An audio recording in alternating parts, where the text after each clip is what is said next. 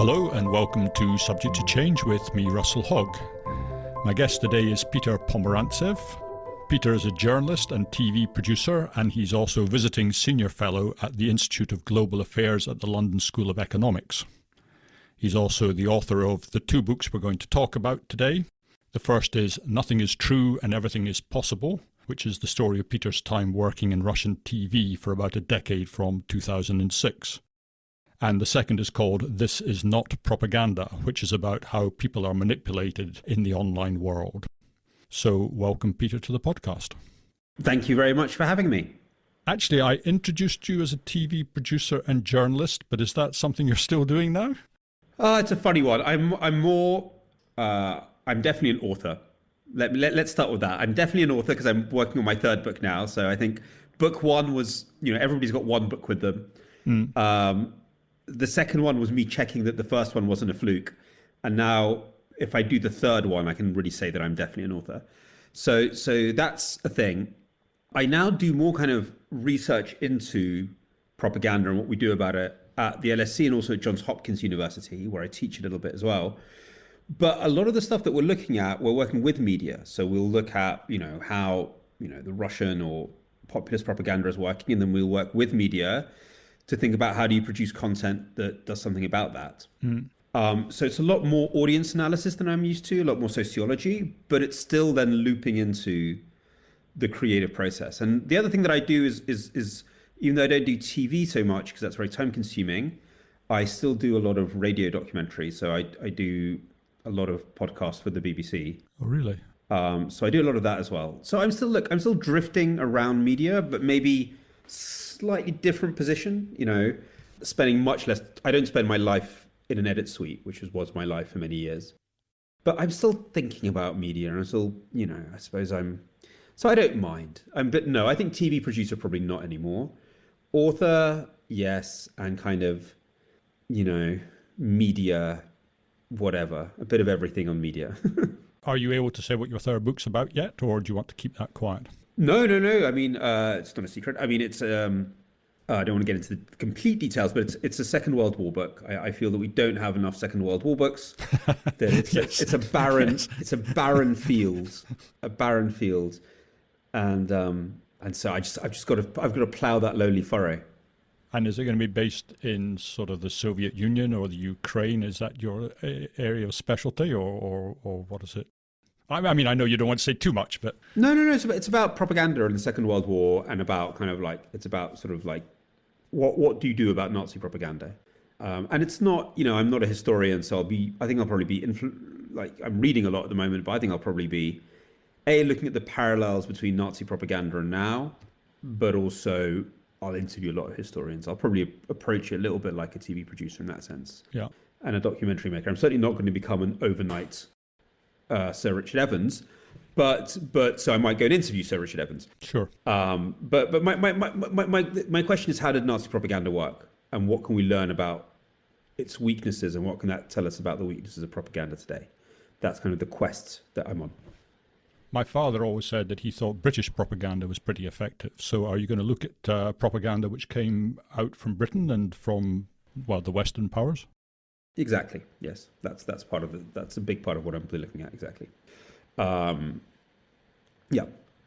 Okay, so shall we talk about your books a bit, and maybe start with your first book, which was about your time working in Russian TV, and I thought maybe before we did that, is it maybe worth just giving people a bit of a history lesson about the fall of the Soviet Union, because your time is sort of after the fall of the Soviet Union, after the coming down of the Iron Curtain. And I suppose people who didn't live then, it's scarcely credible that system even existed. And I lived for, I don't know, about best part of my life, or 20 or 30 years of my life, where it was just a given that was the system, and now it's gone. I can scarcely believe that it was ever there in the first place, even though I was there at the time. So is it worth just spending a little bit of time on, the fall of the Soviet Union and the emergence of Russia as a country? Yeah, I mean, actually, in my second book, I spent, which is partly a family history. Yes. I spend a lot of time looking at the Soviet system and the propaganda model and my parents' times there. I mean, they left when I was 9 months old in 1977, and I grew up in Britain. So it's and it's shocking. I mean, sort of my father, for example, was a poet and a dissident, and he was arrested and threatened with 7 years imprisonment for the heinous crime of handing out copies of Vladimir Nabokov's invitation to a beheading. I mean, like 7 years, yeah. It's very hard to get, yeah, and Solzhenitsyn's Gulag Archipelago. But I mean, these are modern classics. These are modern classics which are now on the Russian curriculum. I mean, for what it's worth. And it's very hard to imagine a world where you would be punished for something like that. You would be interrogated for it.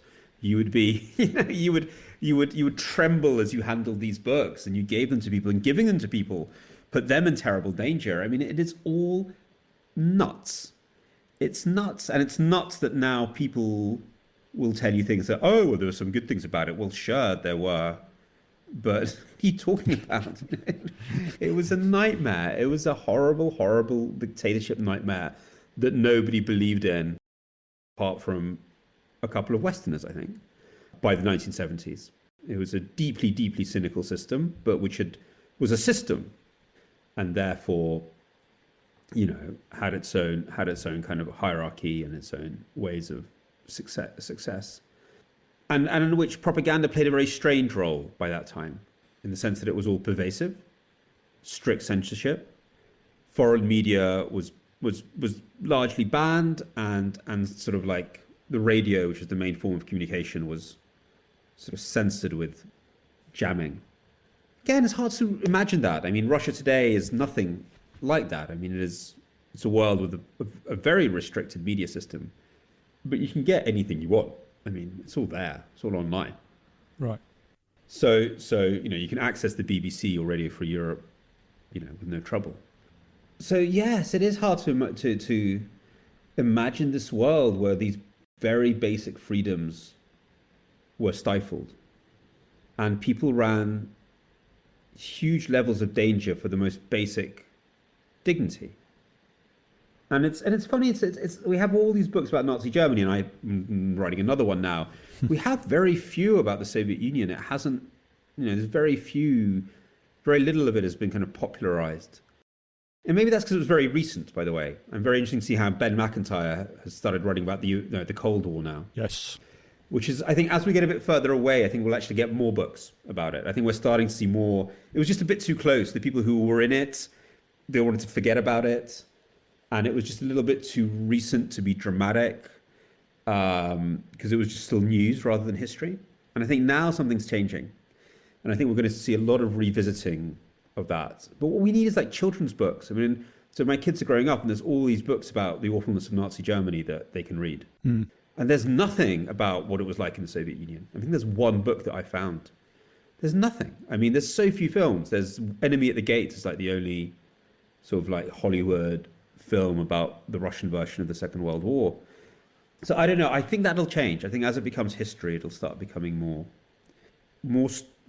part of stories and yeah.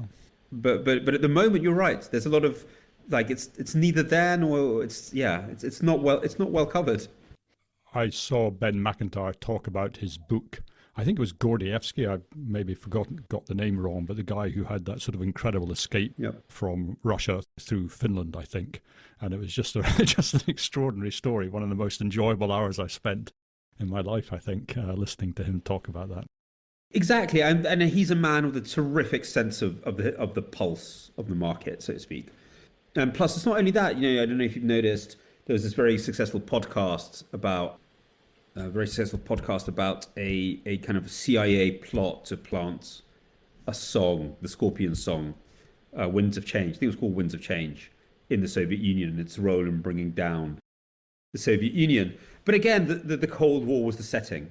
Yeah. I don't know. I mean, that's still coming at from a very, both McIntyre and this podcast are coming at from a very Western perspective. Yeah. They're talking about like the Cold War. But again, it's that whole complex and that whole bit of history which I think it's going to get more focused. It's a very successful BBC podcast series about escape from Berlin, people escaping in the tunnels underneath the wall. There's so many stories to come out. There's so many stories to be told. It's kind of silly that I'm doing a Second World War book. I think after that I'll do a Soviet book. Well, maybe yes. But I think I think it's exciting. I hope it changes, and I hope we need a lot more novels about the Soviet Union, and a lot more films, and a lot more just trying to make sense of this Atlantis. I mean, and not only from the sort of like just as it was, not just from the kind of, not even as critique, because the critique for me is so obvious the moment you start telling the stories. Right. So Chernobyl, that was another great example. I was going to say the HBO series Chernobyl, like people were fascinated. What was this world? What were the rules? What were the people like? And that was proof that you could do a series about this place without a Western character in it. That was a very big success for Chernobyl, that you could do a whole series that was just about Russians or Soviets. So I think there's so many stories like that. There's so many amazing stories to unearth and tell. I don't know why I'm doing a Nazi, because I'm saying this. I'm like, my God, there's so much about the Soviet space program. I mean, it's fascinating. Gagarin, what a character. First man to go out into space, completely then destroyed by the system, eaten up by the system. He was made into this kind of celebrity with these kind of KGB handlers, and he became a terrible alcoholic and kind of destroyed himself. Gosh. In this kind of, he was kind of like the Elvis Presley of the Soviet Union, but with this huge political pressure on him all the time. And then there were these tragic cosmonauts who'd be sent up, and then there was a very famous story was that some went round and round and then collapsed to Earth. They couldn't save them. I mean, there's so many stories, and you're right, it's not told. And it is a whole civilization, for better or worse, that needs to be narrativized. So anyway, I've got a lot of work to do after this book. Yeah. No, it seems like books 4, 5, and 6 are writing themselves pretty much as we talk. So what I wondered was, as you say, the system in the Soviet Union was absolutely nuts, and then overnight it changes. And I suppose reading your first book about your time in Russia, working in Russian TV, it's like there was this strange mix of sort of naivety, sort of massive energy, and then on the other hand, this sort of deep cynicism. It was a really peculiar mix, I thought, in your book. Does that sort of ring bells? So my book does the Putin years. I do the 2000s. So the 90s were different. I think the 90s were like that. The 2000s were that. I mean, naivety. It's interesting. Where do you see the naivety? I see a deep cynicism. Where do you see the naivety? Well, I suppose where I saw it, do you remember that gangster who sort of reinvents himself as a movie star? I thought there was a sort of mixture of just massive energy and massive naivety almost. Yeah. Just, I can do anything. So there was that way. It's a bit different to the American one, but there was the sense that anything is possible. Because society's in flux. The old system has collapsed. For a lot of people, that meant just depression and suicide. But whether official suicide or just, a generation Russia drank itself to death in the 90s, the death figures are horrific. The age of mortality for men, which is sort of alcohol driven. It's a sort of slow national suicide for people who've lost all meaning in life. But for those who thrived, or the many who survived, especially younger people, it was just an incredible process of reinvention, which is still kind of going on. But I think especially in the 90s and 2000s, and then especially what is added in the 2000s to that flux is money. And suddenly the money pours in. And suddenly Russia goes to being a middle-class country by sort of OECD standards. Moscow just starts, I don't think, suddenly has the most amount of billionaires per head in Europe, and I think among the top cities in the world for billionaires. Also a huge amount of millionaires. The money just floods in. Where's that money being made then? Because it can't all be being stolen from the state. It's purely just oil revenues, right? It wasn't purely, but oil drove it, and oil then creates everything else. So yeah, it's the oil boom. I mean, it's like it happened in Venezuela at the same time, plus the globalization boom. So money's going, huge investments.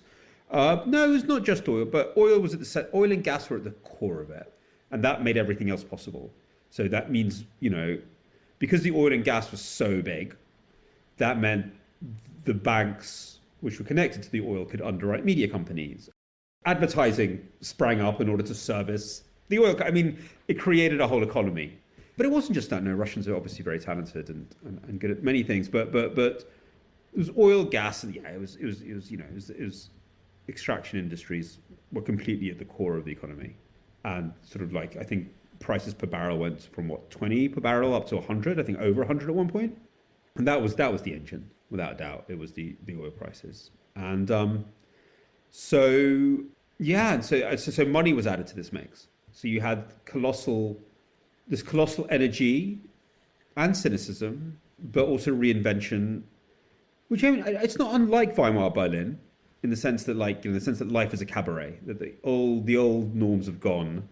There is a period of reinvention, and I wouldn't say hope, but certainly kind of a feverish imagination around everything. Right. Nobody quite knows where the boundaries are anymore. Yes, exactly. The boundaries of personality, the sexual boundaries, the boundaries of identity, the moral boundaries, the whole thing. Yes. That's very well put. The boundaries have been destroyed. And I ended up there when I was I actually came there in 2001 when I was 23, I guess, something like that. So, and I stayed till 2010.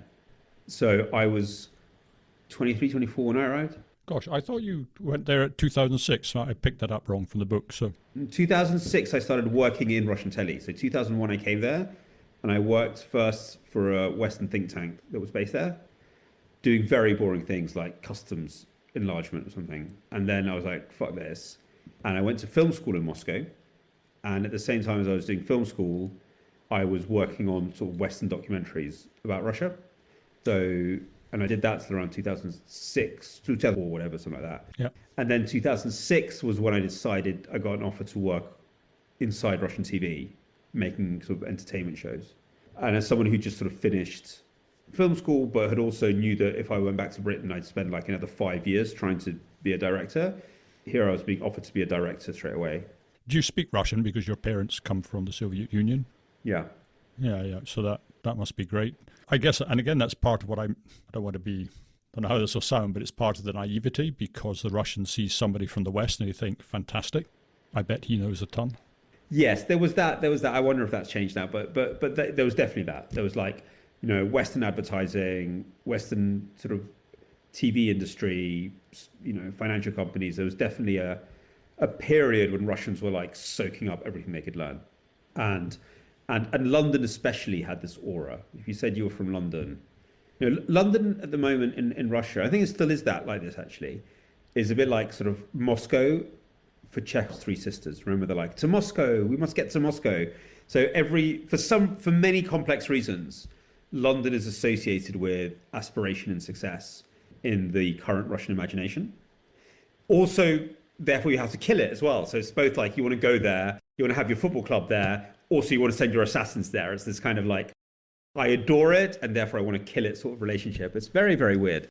But it does play a very strange role in the imagination. And there's a particular, if you came from the City of London, if you're a banker, if you come from the London TV industry, working TV, that was considered particularly cool. Fairness, London finance and media. I mean, that is, it's not. Yeah, no. It's not without reason. It's not crazy, but I was 23. I mean, so 2006, I wasn't 23 anymore. 2006, I was 20. Whatever. I was still in my 20s, but I was already 28 actually. But still, I was in my 20s, and people thought like I'd made The Apprentice. Yeah. It's just like. Yeah. Well, you're not going to tell them different, are you? Well, no, obviously, they could see my CV, they knew what I'd done. But that was the kind of thing. It's like, you must know how to invent to write a new format. It's just like, no, I've just been a dog's body in British TV. But yes, there was that, and maybe there's still a little bit of that. I don't know. So what happened to do you want to tell the story a little bit about I was going to say your gangster friend, but I don't know that he was ever your friend, but this kind of extraordinary guy who creates his own TV show?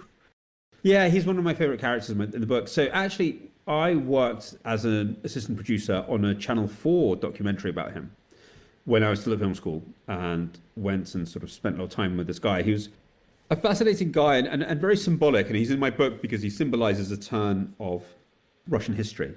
And so he'd been like a fairly, not a big gangster. Like he had a gang of like 12, 14 people who would get protect. He had a random protection racket, and then he's in Eastern Russia, so on the Pacific coast, and so their big thing was essentially they were like Dick Turpin hijacking cars.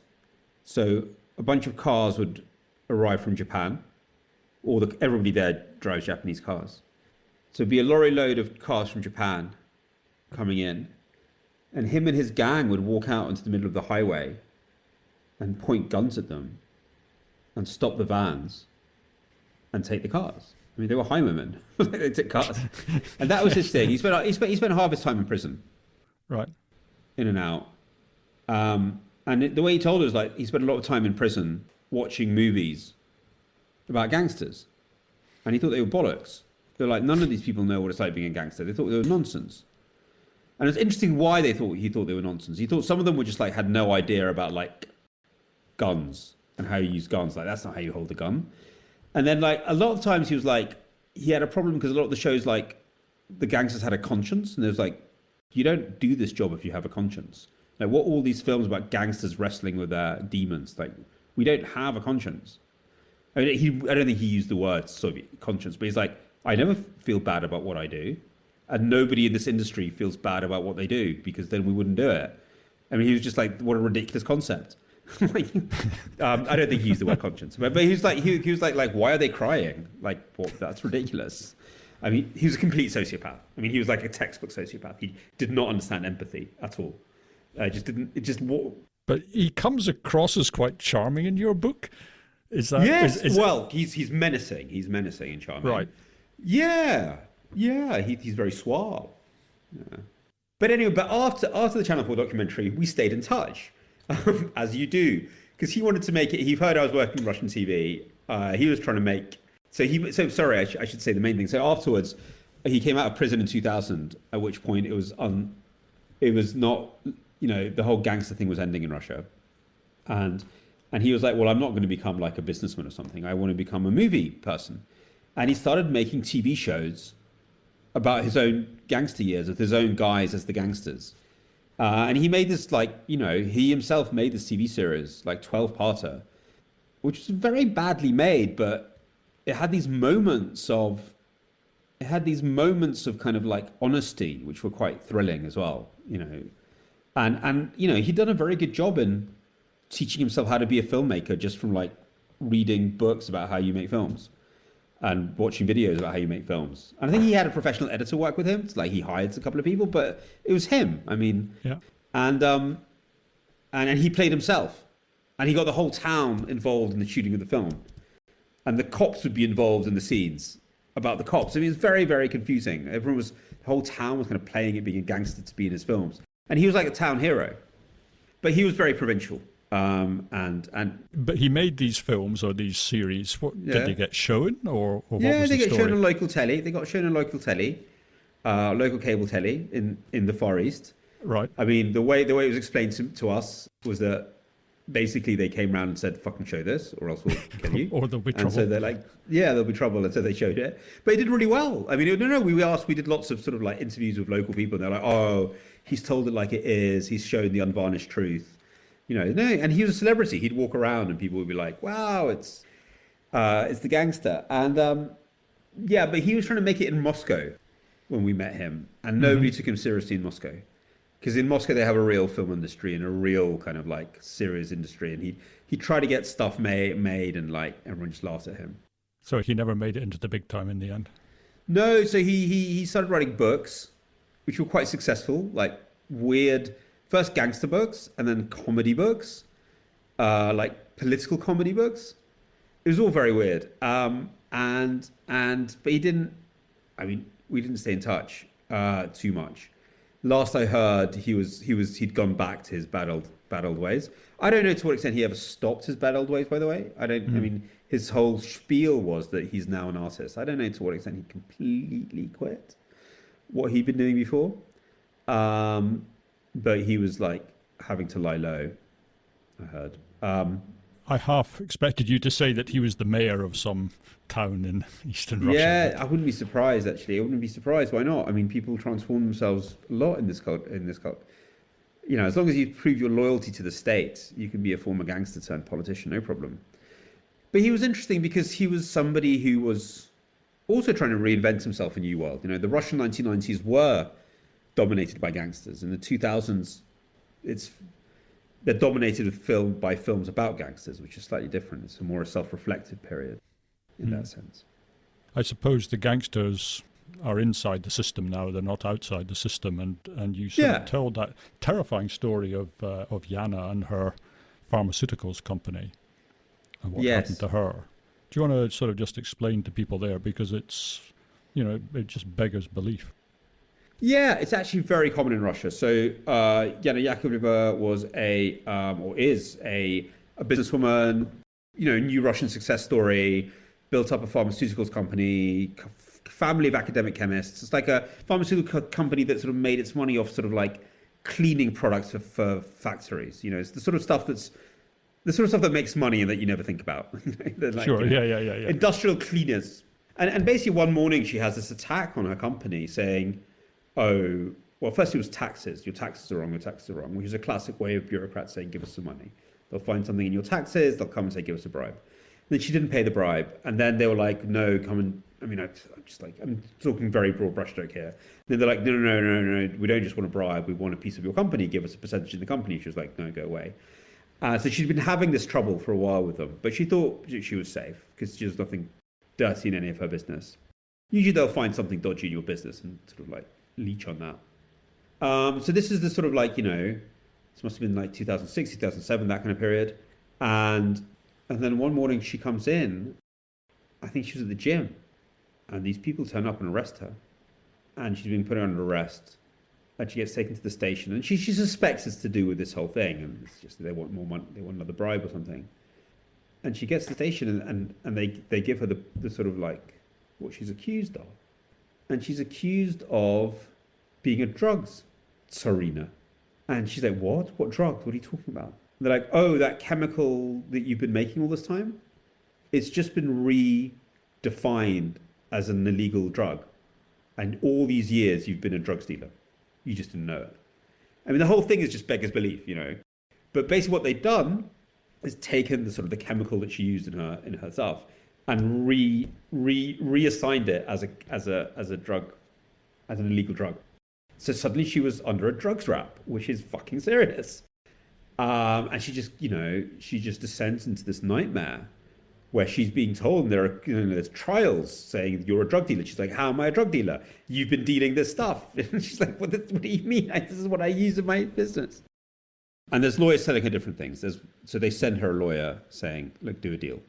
Like the state provided lawyer. She's like, no way. And then she finds a lawyer who fights back. And it's a long story, but basically a big campaign kind of built across the country to support her with protests. It wasn't just her, it was quite a lot of people who'd been involved in the chemicals business. Became known as the case of the chemists, who'd been defined by the Ministry of, I think their version of the DPA, the Drugs Enforcement Agency, was trying to do this to a lot of people to get some money out of them. And in the end, I mean, I tell the story in the book about what happened to her. There's a happy ending, but it sort of rang bells with me a little bit with the Bill Browder, Sergei Magnitsky case. It sort of felt like it wasn't a million miles away, and there wasn't such a happy ending to that one, right? Yeah, the Browder one or the Hodorkovsky one, because the Browder story was only just starting to build when I was there. But the Hodorkovsky one Hodorkovsky was a very well-known one. I mean, he was a huge oligarch, but she wasn't. But it was that idea that bureaucrats will use the law to extract companies from people. I remember thinking it's just Kafkaesque, I suppose, but quite terrifying that someone can just take a look at your company and say, okay, I'll have that now. How am I going to take it off you? And nobody will stop them. And you think, this is extraordinary. The gangsters are actually sitting as judges. The gangsters are in the police force, and nobody seems to care. Although I guess in your case it did have a happy ending, so I don't know. But for you have to read the book to find out why, but not for the most kind of like virtuous reasons. But listen, this is actually a return to an old one. I mean, if you think about the Soviet Union, where people were being arrested for reading books, the idea that the state itself is the biggest gangster in town is a very old one. What happened in the 1990s, you had a period where the state lost control and just gangsters were gangsters. But then the state went back to being the gangster. I don't know if that's that hard a concept to get one's head around. I think it's a hard reality maybe to imagine, but the state is the gangster.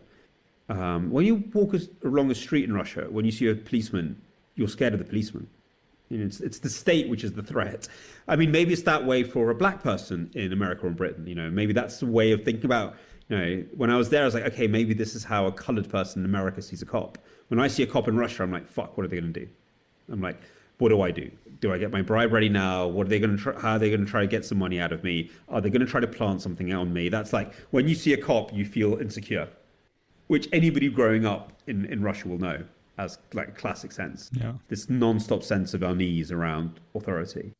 And maybe that's a lesson for us. Maybe that's what, you know, maybe that's what a colored person feels like in well, certainly in America, but maybe also in Britain sometimes.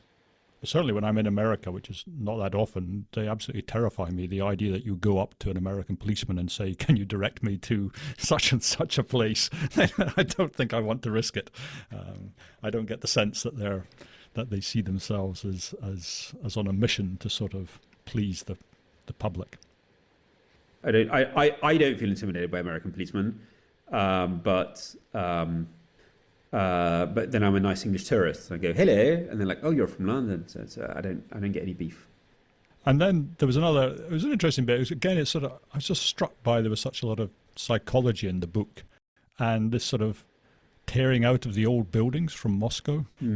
And it was like, you know, just trying to forget their past. And it sort of reminded me of Beijing, where they seem to have no respect for their own history. It's very strange to me. Well, I mean, what I try to do in the book is talk about just one of my favorite characters in the book is a guy who's trying to save buildings. He's something that's very familiar in Britain, I think, somebody who's really into built heritage. Sort of in Britain, I guess he'd be working for English Heritage or something, or something like that. But so when I lived in Moscow, there was this huge destruction of the old town centre, partly out of financial reasons, you know, partly because, like, you know, they wanted to build office blocks and make money, but partly out of kind of weird self-loathing. I mean, so in the book, it's kind of a metaphor for this culture that's very huge unease in its own history. So it's constantly ripping its own heritage up because it's so unhappy with itself. But then, it being Russia, they end up just rebuilding the old buildings in this really crappy way. So because the technicality is because there's laws around it. You can't actually rip up the old town centre. So what you have to do is start rebuilding it, accidentally collapse it, and then go, oh, we'll build a replica, but with a 10-story office block on the back of it, so that you keep the facade, and then there's like a 10-story office block behind it. We get the same thing in Britain to some extent, and it's slightly depressing. You get this nice facade, but, you know, it's all held there with steel girders, and it's just the facade. There's just an empty space behind it until they stick whatever it is they're going to stick behind it. Yeah. No, exactly. So we know that, but there it was kind of a strategy. And accidental fires going off, you know, all the time. Like, oh, we are, because all the construction was connected to the mayor's office. So the mayor's office would start, you know, like, imagine like the mayor's office starts, I don't know, let's not use London, starts doing some repairs on the lanes in York, you know, and next thing you know, or the old town in Edinburgh. Next thing you know, the old town in Edinburgh's burnt down through a mysterious fire that was started by accident in the repairs. And we just have to, obviously we'll leave the facades, but we're going to build we're going to use the Royal Mile to build a bunch of skyscrapers. I mean, it's not skyscrapers. The thing is ugly. They're not even skyscrapers. They're like, you know, these kind of things built on the back. Like, you know, they're not even architecturally thought through. So anyway, so he was one of the people trying to stop this and trying to preserve the buildings and stuff like that. But yeah, we kind of use it as a metaphor of a country that can't deal with its own past, is unhappy with its own past, and it's kind of both destroying it and then kind of rebuilding a fake past, which was what was happening in the school curriculums, and the media, and general Russia's treatment of its past. So there was something almost you know, the urban development reflected these kind of deeper, I don't know, psychoses of the nation. Then, Russia's very generous in its metaphors to a writer. Yeah, it's a very literary nation, to say the least. Yeah. So the last story from the book I just wanted to talk about, which I guess was the biggest story and certainly the saddest story, for me at least, was The Rose of the World, where it kind of plays a bit into your second book, because it seems like everybody can be manipulated, provided you know how to do it, provided you know the buttons to push. You can take over people's heads. So do you want to explain to people a bit what the Rose of the World was about? And I don't know what's happened to it now. I think you said it's still going, which terrified me. Well, so the story was actually the book. Just to be clear, it's based around the films that I made or the programs that I made when I was in Russia, and it was a documentary that I started making about a supermodel who committed suicide in New York, a Russian supermodel, and there was a lot of mystery about why she did it, and so my journey trying to find out started in America, but then a friend of hers, another model, committed suicide in Kiev.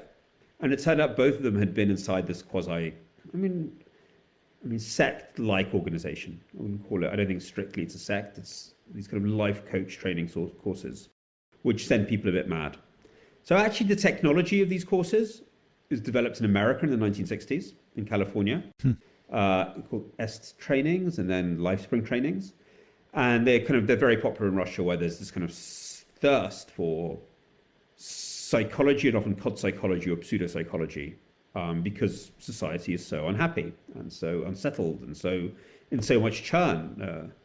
There's a huge demand for that, and so I look at other sects in Russia in the book, but this story I focus on. I mean, it was the cult or the cult-like organization, but also their story. Models were so, they were seen as the pinnacle of success for a Russian girl.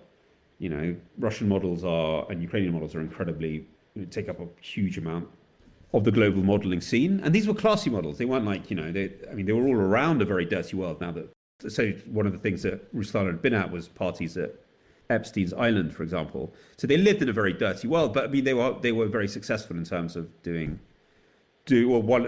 at any rate, which she was the Nina Ricci girl for a while. And so they were, they were quite successful. But they were in a dirty world, I suppose. But it wasn't that. It was about, it was about manipulation. It was about a society where beneath the kind of role playing and this energy was actually a very psychologically brittle society. So I kind of relate it to the fact that actually sort of like suicides were very high among young women generally, or among young people generally in Russia and the former Soviet state. So it's actually, I tell their story, and because it takes you into the story of kind of, the dark side of Russian glamour and all that, and these horrible cults. But it really is a story about a generation with incredibly high suicide rates, because there's been this huge cultural break, because there's been, the old way of existing collapsed, for better or worse. The new one is in flux. And we know that there are kind of like suicide rates are always high in societies where that kind of moral and family ties have broken. And so when you're going through those complicated ages in your young 20s or your late teens, you don't have that kind of support system of family ties, of social values that carries you through those periods. So it's actually about that. I mean, the cults is one that you could find in many countries, but it's interesting that people turn to that because there's this moral void in the middle of society. And so, people were going to these life training courses a lot, and going to cults a lot, and going to pseudo-psychologists a lot. And even the psychologists that were very popular were very, very strange in Russia. They were not really into deep psychology and much more into kind of these quick fixes. But even the guy you send along to sort of see what's going on there, he seems to have his head completely scrambled in less than a week. It seemed incredibly powerful, the technique. Yeah. Well, yes. I mean, and there are, I'll have to sort of like I can't say whether it was a guy or a girl. We had to sort of change the name for the because in piece of investigative reporting. But yes, they had a torrid time.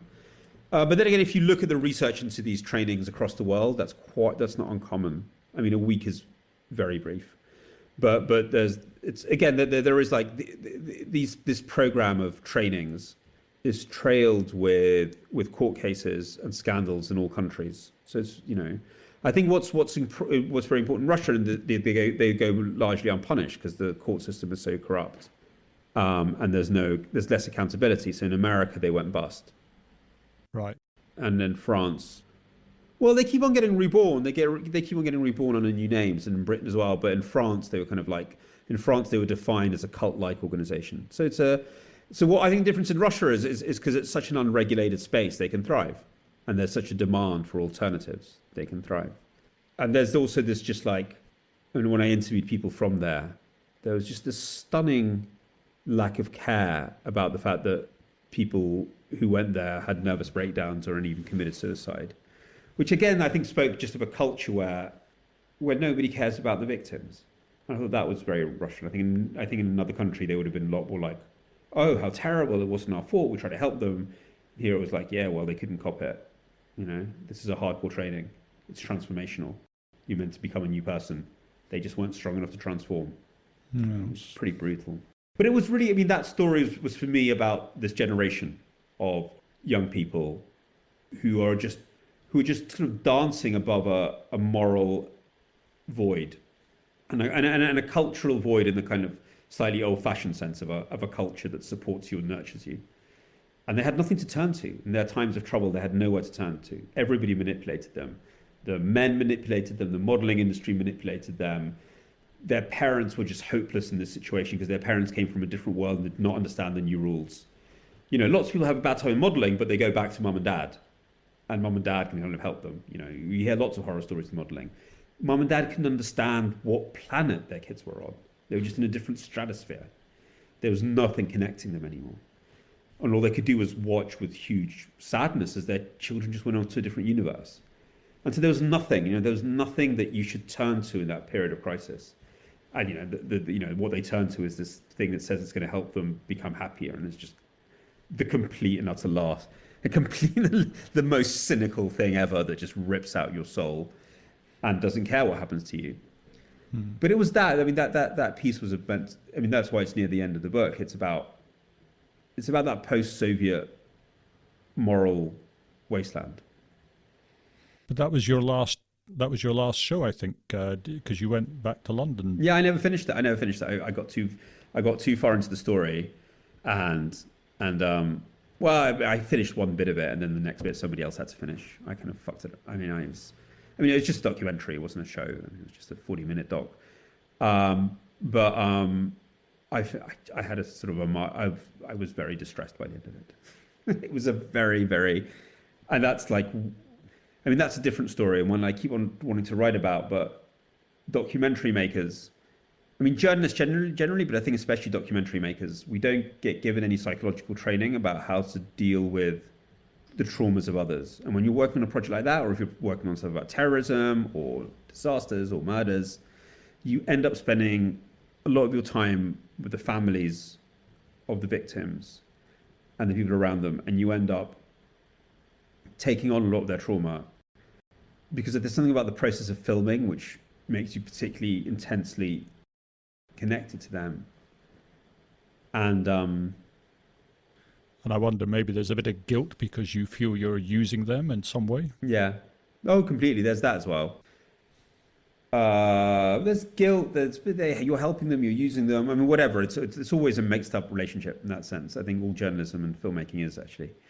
But there's something specific about trauma. I mean, a friend of mine, I remember, did a film about old Nazis and spent like a year with old Nazis. And in the end, just couldn't make another film again. It's just you take on all this stuff. And here I spent a year with the families and the people around them and just exploring their deaths over and over. And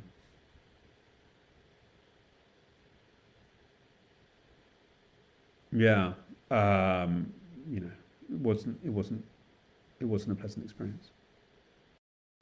Let's come on and talk about your other book, This Is Not Propaganda. Is it worth talking a bit about your own family history there? Because it seems like your father comes out of the Soviet Union. He's able to escape or to leave. And then he kind of moves over into the BBC. Did I get that right? Yep. Yeah. So in I think 1980 he got a job at the World Service. So I grew up around the BBC and around the World Service. That was sort of my childhood. And I guess I was quite interested because your book is about persuasion, it's about propaganda, it's about manipulation, and you kind of got the digital world, which we're in now. And your father's kind of very much the analog world of radio and so on. Do you want to say a bit about that, or is that sort of a distinction that you recognize? Yeah, that's interesting, isn't it? I mean, look, now he's still working, by the way. So now he's just like, made the very, I mean, he still does radio, but it's now called podcast. And I think radio's made a bit of a comeback in these days. So, yes. So he's very happy. He's very happy. For a long time, he was on the edge of things. Like, radio was the poor cousin to cable news. But suddenly he's just like, aha, these podcast things, this is great. And he makes culture shows. So they're very textured, they're very audio designed around sound. And that's very appreciated now. So he's still going. He's in his early 70s, and he's not staff anymore. He comes in and does his program, like as a kind of, I suppose, essentially he just does the show. He doesn't have to do all the kind of editorial meetings anymore. But but I think what has changed though is something else, which is before you had first you had censorship versus freedom of speech as a great contest, and now there's much less of that. I mean, there's still censorship around, but it's now about, regimes like Russia or even China try to win the battle by overloading. Yes. With more information. So that's changed. And just that, what do we do in an era of information abundance? That's what's changed. I mean, he was a Cold War broadcaster where like every little bit of the BBC that got through the censors in the Soviet Union was precious. Information had this, it was scarce. It was like water in a desert. And now it's the fucking fire hose of falsehood that gets blasted at people. And that's changed a lot. That's that whole logic of, I suppose, counter-propaganda has changed a lot. It's astonishing, this idea where you're not even expected to believe it. It's not even expected to be credible. It's just enough that there's so much of it and you're trying to sort through and work out what's right and what's wrong. Yes. That it just becomes impossible, right? Yes, that's much more the tactic that they adopt. Is it worth talking a little bit about the Russian troll farm? Because I guess that's well known, and yet is it? Because I assume they're all over the place, in the comments sections, on Facebook, on Twitter, everywhere you care to think about. And we kind of know about it, but equally it's like people don't really know about it either. I thought I knew all about it as well. And then in the book, I interviewed a brilliant undercover journalist who went and spent a lot of time there. And I've turned out not. I mean, I didn't really know the mechanics. And it was fascinating finding out, what life is like there. What's it like working on a troll farm? What do people talk about? Who works there? And then also getting really into the weeds of the tactics. So that was very interesting. Exactly. Yeah, in general, we know there's a Russian troll farm, posting comments saying that Trump is great. So we've heard about that, but it was much more subtle than that. And also finding out, about the human relationships, about the hierarchies, the psychology of people working there. Did they feel bad about it? Did they feel fine about it? All that I thought was great fun. And did they feel bad about it? So there was different categories. I mean, firstly, there's different levels. So there's there's people right at the bottom who are leaving like posts on newspaper things, and she was there when it was largely focused on domestic stuff, sort of to attack independent media inside of Russia when there was still some and activists inside of Russia. So it's very interesting. Sort of the people who left comments on newspaper sites, they're at the bottom of the low of the low. A lot of them aren't very well educated, so they'd have to have like a grammar teacher come round and give them grammar lessons to sort of like get the grammar better. And then higher up was where she was working, where she created a whole character online who was an astrologist. And like there was a team of them running this website, this astrologist, who would just be doing astrology and then occasionally dropping in stuff about, my horror, your horoscope says that the EU will collapse because of its decadence and Russia will flourish and stuff like that. So it was interesting seeing the different levels and different gradations of work there. And most people there they just treated it like a PR job. You come in, you do your work, you go away. You have to sort of cut yourself off. And Ludmila, the lady that I interviewed, she was just always struck by this sort of double thing. So a lot of the people were perfectly pro-Western and didn't like Putin very much, but it was a job, quite well paid. Actually very well paid. Better paid than a journalism job. And most of the people there were students, so high incentives. And yeah, they were just completely cynical. You come in, you do your job, you go away. There was a few, she said, who actually enjoyed it, like who enjoyed being nasty, but that was quite rare. So again, very interesting how the instructions are given out, how much creativity you're given, and how much do you have to follow direct instructions, what happens in an emergency when there's a news emergency, and how the system reacts to that. So again, I spent a lot of time interviewing her, and it was fantastic getting this sort of micro texture of the place. And what's happened to her now? She's in St. Petersburg. She's very brave. She was always like an activist journalist. So this was a few years ago now. So I think it's been tough, but there is a small NGO activist and independent media sector. So that's kind of where she dwells. But again, it's almost the fact that she's still going. It kind of speaks to the cynicism of the thing, because it doesn't actually matter that people know about it. That's not the point. Well, that was her big shock. So she thought she'd do this undercover reportage, show that this place existed, and there would be dismay in Russia. It was valuable information to journalists, but all her peers were like, yeah, who cares? Just a troll farm.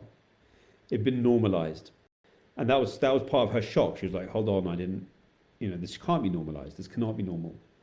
And that's a very dangerous thing. I think that's actually, a lot of things do get normalized. We come to accept a lot of kind of distortion and evil in our media system, and come to think it's normal. That might be the biggest tragedy of all. And who are its targets now? Or who controls it? Is it controlled by the Kremlin? Is it simply friendly to the Kremlin, and then it might be told this is something we want you to do, but otherwise just do whatever you think? What's the command and control structure? Well, so listen, from what we know, there's more of these, yeah. So we know about one that's been very well covered now, because there's whistleblowers from it, there's journalists who penetrated it. But we suspect there's far more. And actually, I think it's quite public. It's not even we suspect, we know there's far more. And it's a cottage industry, and it's almost like, PR companies who get contracts from the Kremlin and do what the Kremlin tells them, but it's outsourced. So just, they'd probably say they're kind of black PR companies. Black PR is a term for sort of companies that do kind of covert PR. So they'll just say we're a PR company. Right. And we're just doing PR. So it'll be like that. A bit like the use of mercenaries. They outsource stuff. Yeah. Well, actually, the guy who controls this one also is the one that's used for mercenaries. But it's closer. Mercenaries are a business. Well, this is a business that was kind of like curated and created for this purpose, to give a bit of distance between the Kremlin and these operations. But it was, they weren't created as businesses to start off with. I think they were created as service providers for a very distinct client. Yes. And your book talks quite a lot about how online persuasion tactics have been used to support what you might call the good guys, if you think that the protesters against some of the more oppressive regimes in the world, if you categorize them as the good guys. So this whole online war, it's not just the troll farms, or maybe it is. I don't know if you would say that's the same tactics. How do you distinguish between good propaganda and bad propaganda, I guess, is what I'm inching towards. So there's absolutely nothing wrong with trying to persuade people that your cause is right. That's all activism is that, that Martin Luther King is doing that. So look, there you get into the question of what is propaganda. And now, because I teach the courses about this now, it really is how you define it. But there's two ways of looking at it. One is about, is the cause right? And if the cause is right, the means almost don't matter, So that's one way of thinking about it. Propaganda is just mass persuasion. there's no morality or immorality to it. It's whether the cause is moral or immoral. So that's one way of looking at it, and that's, there's a whole branch of propaganda studies that looks at it that way. Other ones looking at more at process. So it's about transparency, and there's nothing wrong with you trying to persuade someone. The problem is if you're pretending you're somebody else and doing that. But then you get into complicated stuff, and that's kind of like that seems a good guiding light. But then you get into complicated stuff like, what about if you're doing counter jihadi stuff? Yeah. The whole controversy in Britain about some of the British states' campaigns, which I think were quite benevolent campaigns to win over Muslim youth, they were done through proxies, because if the British government says, hi there, come and be nice, it won't work either. So the transparency one, a lot of people who work in kind of comms and social marketing will say, look, yeah, that sounds great, but the reality is if you're too open, then you'll never be able to communicate. So you've got to do it through proxies. And then you're like, well, how is that different to a troll farm? So it goes, a lot of these things are very hard to solve. But I do think intent matters, by the way. I do think actually the morality of what you're doing matters. So if you're doing it to get somebody murdered, like this troll farm partly was covering up a murder, that's one thing. If you're doing it to promote voting turnout, that's a different cause. But there are questions about process as well, which I think should usually be transparent whenever it can. When you get into counterterrorism and stuff like that, maybe there's things to think about there. I don't know. I mean, I'm not an expert on counting terror, on sort of CV counting extremism operations. But it is complex, and it is mixed up, and propaganda and counter propaganda are distant cousins. And also there's a lot of places that wouldn't say that propaganda is a bad word. Propaganda is the bad term that we use for mass communication. So when we don't like it, it's propaganda. When it's something else, it's social marketing or something. And they're very grey areas. They're very grey areas. And in the book, I interviewed the guy who created this company SCL, which became Cambridge Analytica, which became kind of associated with some very dirty political campaigns. And he was like, as far as he was concerned, he discovered a methodology for influence. How do you influence people? How do you get behavioral change? And that can be used for getting people to stop smoking or getting them to wear a condom, through to, covertly influencing an election. He said, I've created a weapon. You can use the weapon for good. You can use it for bad. He was like, I think the sector should be regulated, by the way. Like, we will follow, if there's regulations around an election, like don't do this, then we won't do it. That was this kind of thing. So change the regulations and we'll do something else, We have an influence weapon. It's up to you how you use it. That was kind of his philosophy. There's a little bit of truth in that. I mean, certainly when it comes to something like health, we've got COVID at the moment. Yeah. We expect the government to be doing 1,000,001 communications campaign, nudging, working out who influences. We actually demand that the government do behavioral change campaigns for us to, some of which are very transparent, some of which are done through media that we might not necessarily realize as a campaign. But we kind of expect that because it's for the nation's health. So it is a grey area, and it's not easy. And anyone who says it's an easy thing is simplifying what is actually a very morally complex arena. But the other big thing to think about is the overlap between art and propaganda. Because a lot of propaganda is very similar to art. I mean, it's also sort of probing your identity, probing the language that you use to define the world around you, just the way art does. And a lot of the propagandists are historically either failed artists or sort of grade B artists. And a lot of artists get pulled into doing propaganda. So that's the other kind of relationship. I mean, sort of essentially my book is about the tension between art and propaganda. I mean, that's actually the underlying theme of the book.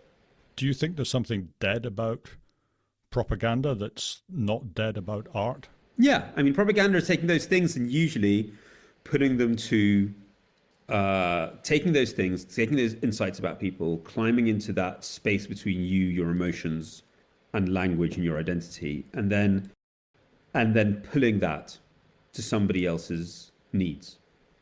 That's one of the ways that, by the way, propaganda theorists define propaganda. It's not just influence, it's influence for the needs of the people who do it, which aren't your needs. So when we're talking about public health, it's different. They are trying to actually do you good. Yeah. So that's another way of defining it. It's mass influence, which is to the benefit of the people who are doing it, which is not the same as the benefit of the people who are receiving it. Right. Yeah. And that's the difference between education and propaganda. And art, I think, is the opposite. Art is exploring these things and then kind of helping set you free, or helping you question. Well, I mean, it's helping set you free. I mean, it sounds a bit naff, but that's what it is. So it's the difference between a psychotherapist and a cult leader. A cult leader and a psychotherapist are exploring the same traumas, exploring the same vulnerabilities, but the cult leader is doing it to then attach you to him. Yeah. And the psychotherapist is doing it so that you can learn to think these things through and articulate them and be free. So, yeah. What I was trying to say when I said that there's something dead about, I'm trying to think, is there some great novel that is also propaganda? Is there some great painting that is also propaganda? I'm sort of struggling to think of any great art that is also propaganda, and maybe I'm kidding myself. Well, I mean, art is constantly being kidnapped for propagandistic purposes. I mean, you could say that. I think a lot of the time it's been commissioned as propaganda. Shakespeare was commissioned as propaganda all of the time. The great art of Eisenstein, or the great early Soviet art was commissioned as propaganda. But it exists because it's art. It exists in this tension. It's almost half subverting the propaganda half the time.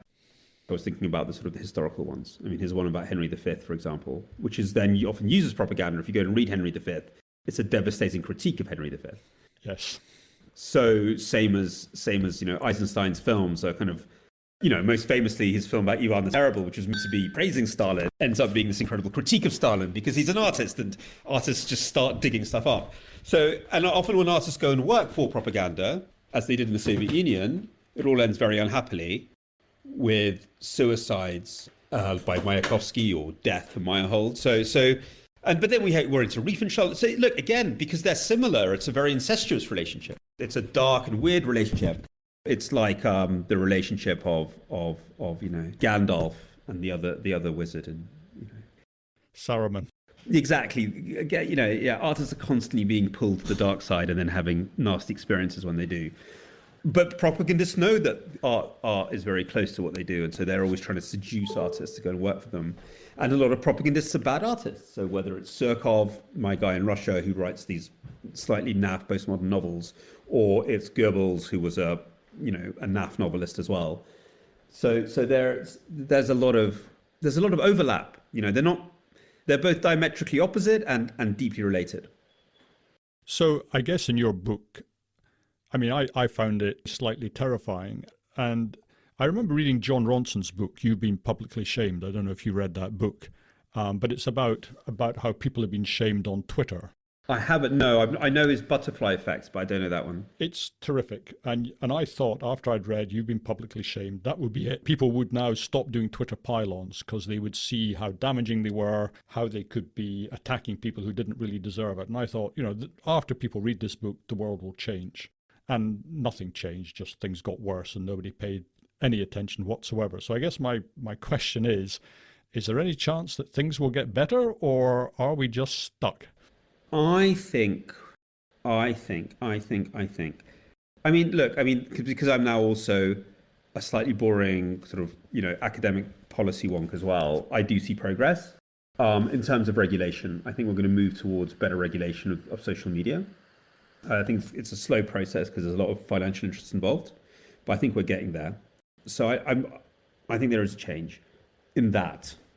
The more worrying thing is, I don't know, after the Second World War, we took the genie of really evil propaganda, and even the Soviets did that. They took the genie of really bad propaganda, and we wrapped it up we sealed it in the glass jar of gatekeepers. And now there's many awful, bad, non-pluralistic deficiencies in the old media system, but it didn't let in too much Nazi propaganda or Nazi-like propaganda. It was kind of sublimated in a lot of tabloids, and there was a lot of similarity between tabloids and fascist propaganda, but in a very diluted form. That seal has been broken.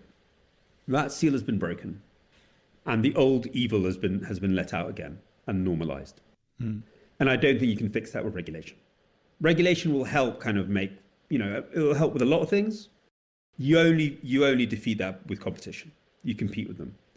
And I don't see anybody yet competing with them. The media system as it is either actually a handmaiden or part of the problem, if you're talking about Fox News, or even you talk about liberal news, because its incentive is to almost play into that game, but from the other side, and play into this polarization. So, I mean, America's the biggest tragedy, where even the liberal channels are playing their own kind of cartoon politics. And that's really unhealthy. So we're going to have to learn to compete, and that means learning to understand audiences very well, to communicate with them very well. There's a role for public diplomacy. There's a role for social marketing, for PR, the good side of PR. And there's a huge role for public service media. But we have to start competing. The old logic of we will just hold power to account by exposing it, that's not what's going on. Power does not care if you expose it. They don't care. You can expose Putin a million times, he doesn't care. You can expose Trump, nobody cared. You can even expose bits of our own slightly flabby. I mean, I think Britain's quite mild in these issues, actually. We tend to over dramatize how bad things are here in terms of the evils of our society. It's still incredibly tolerant and open sort of place. But even in Germany, there's nobody competing with the AfD. In Italy, there's no one really competing with the far right. So the genie's out the bottle.